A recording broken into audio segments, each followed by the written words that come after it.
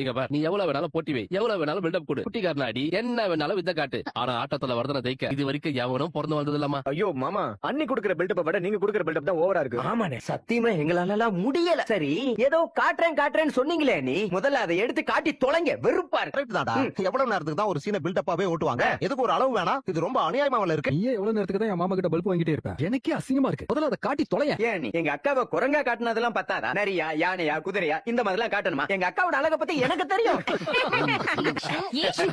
கண்டாங்க சிலையை கட்டிக்கிட்டு விளக்குல எண்ணெய் ஊத்தி சாமிக்கு விளக்கேத்தணும். விளக்கு வேணா ஏத்துறேன், அதுக்கு எதுக்கு கண்டாங்கி சேலை கட்டிக்கணும்?